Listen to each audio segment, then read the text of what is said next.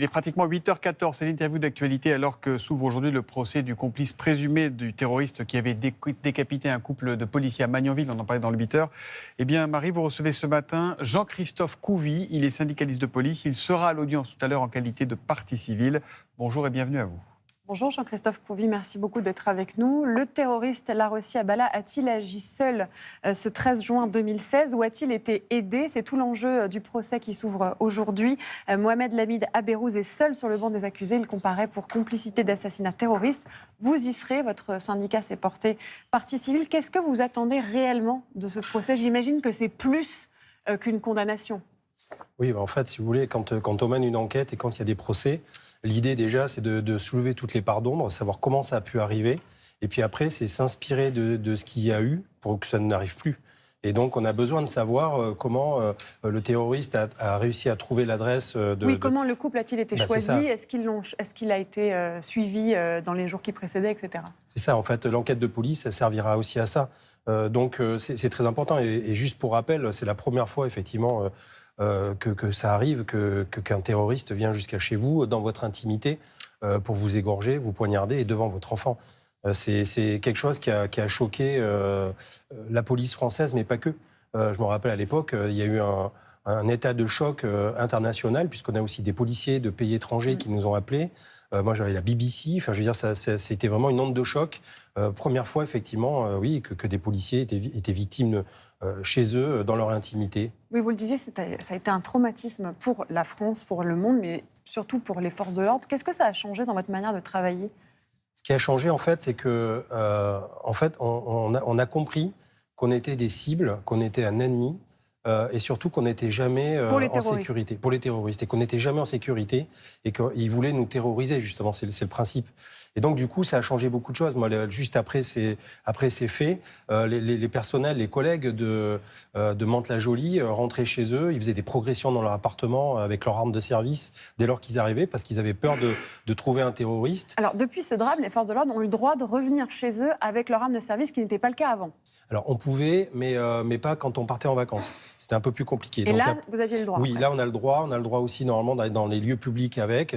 Ça fait écho aussi aux attentats qu'il y a eu en 2015, où on a changé d'air, on a changé de logiciel, et on s'est rendu compte effectivement que la France était peut-être en état de siège et qu'il fallait, changer les choses.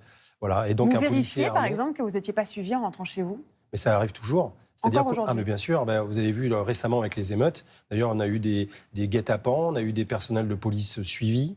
Donc souvent les collègues nous disent, moi quand je rentre chez moi, je fais par exemple 2 ou 3 fois le tour d'un rond-point, je ne prends pas les mêmes routes, les mêmes chemins, je change mes habitudes, parce que effectivement depuis ce moment-là, on sent qu'il y a, que justement on peut être suivi et rattrapé dans notre intimité. On vous reçoit dans un contexte particulier quand même, Jean-Christophe Couvi. Ce week-end a lieu une manifestation contre les violences policières avec des violences contre les policiers. Une voiture de police prise à partie par des manifestants, des messages de violence, notamment cette pancarte à Besançon, un flic, une balle, un appel au meurtre de policiers. Vous parliez de menaces terroristes tout à l'heure. Est-ce que vous vous sentez menacé tout court? Mais oui, on voit bien que certaines personnes ne font pas la différence entre la police et l'État, entre guillemets. C'est-à-dire que nous, on est policiers, effectivement, on nous prend pour cible parce qu'on représente, soi-disant, le bras armé de l'État. Donc, on est juste là, nous, on est gardiens de la paix publique, en fait. On est là pour maintenir un équilibre dans la société entre, justement, les devoirs des gens et leurs droits. C'est le respect de la loi. Et donc, on se rend compte aujourd'hui qu'encore une fois, on est une cible même de l'intérieur. Vous êtes plus même ciblé aujourd'hui qu'avant? Citoyens. Oui, on est plus ciblé parce qu'il y a eu des épisodes qui ont fait qu'effectivement, on a peut-être utilisé la police. Rappelez-vous, par exemple, le Covid. C'est vrai qu'on a eu des missions particulières. Mais il n'y a pas que ça. Il y a eu aussi la mort de Naël qui a embrasé un petit peu les foules. Alors, il s'est passé plein de choses. Ça n'a pas embrasé toutes les foules. Ça a embrasé certaines parties alors, ça a embrasé des quartiers. Mais je veux dire, la France entière ne s'est pas révoltée. Ça a entraîné notamment les manifestations de ce week-end. Ça a entraîné. Alors les manifestations, on voit très bien aussi que c'était plutôt, de la petite politique, parce que je vois pas l'intérêt d'aller faire une manif anti-flic. On essaie en fait, si vous voulez, on essaie de créer des générations anti-flics en leur mettant dans la tête que la police est raciste, D'ailleurs, le mot systémique, ça dénote bien cette notion, je veux dire, d'insinuer dans la tête des gens. Il y a quand même plus de 30 000 personnes, selon le ministère de l'Intérieur, qui ont défilé dans les rues. Est-ce que vous sentez qu'il y a un problème au sein de l'institution ? Mais écoutez, 30 000 personnes, je ne sais pas, mais le stade Vélodrome, il y avait 80 000 personnes selon les organisateurs. Il y avait 60 000 personnes pour le pape, 100 000 personnes dehors. Il y a 65 millions de Français qui n'étaient pas dans la rue.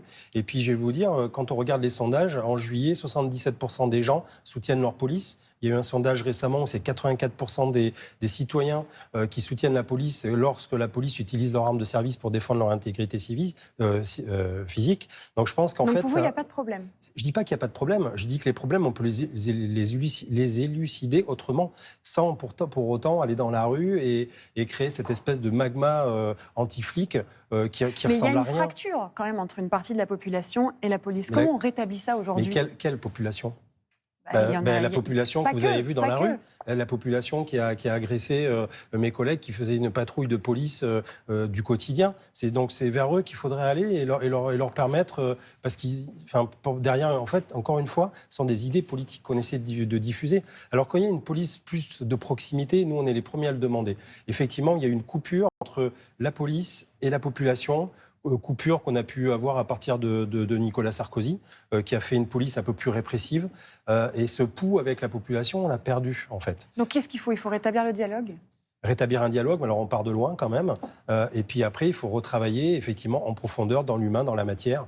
Et puis c'est le rôle des policiers, encore une fois, nous on est au centre de la société. Et vous savez, police, en grec, ça veut dire cité. Et donc on est au cœur de la cité. Et dans cette cité-là, on a toute notre place, c'est un peu le ciment de la société. Merci beaucoup Jean-Christophe Couvi. Je rappelle que vous êtes secrétaire national du syndicat Unité SGP Police FO et vous êtes partie civile dans le procès de Magnanville qui va durer jusqu'au 10 octobre et qui s'ouvre aujourd'hui. Merci. Merci à vous.